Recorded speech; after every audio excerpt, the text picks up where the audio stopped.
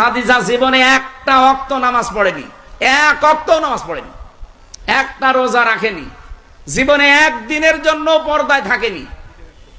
বলেন, তার পুরা জীবন আমি পড়ে দেখেছি, জীবনে কোনোদিন তিনি পর্দায় ছিলেন না।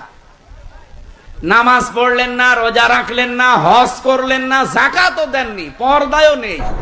জামাতের অধিকাংশ বক্তাগুলো যে চরম বেয়াদব এর জ্বলন্ত প্রমাণ হচ্ছে এই ভিডিও। উনি বারবার হযরত খাদিজা রাদিয়াল্লাহু তাআলা আনহার ব্যাপারে কথা বলছেন, নাম ধরে ধরে। নাম নেওয়ার ক্ষেত্রে সম্মানবাচক কোনো শব্দ ব্যবহার করছে না, অথচ এটা চরম বেয়াদবির পরিচয় সে দিয়েছে। তারপর এই বেয়াদব বক্তা বলতেছে হযরত খাদিজা রাদিয়াল্লাহু তাআলা আনহা তিনি নাকি নামাজ, রোজা, হজ, যাকাত, পর্দা এবং কোনো বিধানই নাকি উনি পালন করে নাই। আপনাদের কাছে আমার জিজ্ঞাসা, হযরত খাদিজা রাদিয়াল্লাহু তাআলা আনহা উনি জীবিত থাকা অবস্থায় এগুলোর কোনো বিধানই ফরজ হয় নাই, তাহলে উনি কিভাবে আদায় করবে?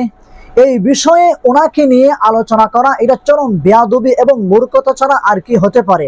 আরেকটা বিষয় আমরা ইতিহাস থেকে পেয়েছি, নামাজ ফরজ হওয়ার পূর্বে রাসূল করিম সাল্লাল্লাহু আলাইহি ওয়াসাল্লাম সকাল বিকাল তিনি নফল নামাজ পড়তেন এবং রাসূলের সাথে সাথে খাদিজা রাদিয়াল্লাহু তাআলা আনহা তিনিও রাসূলের সাথে নামাজ আদায় করতেন নফল।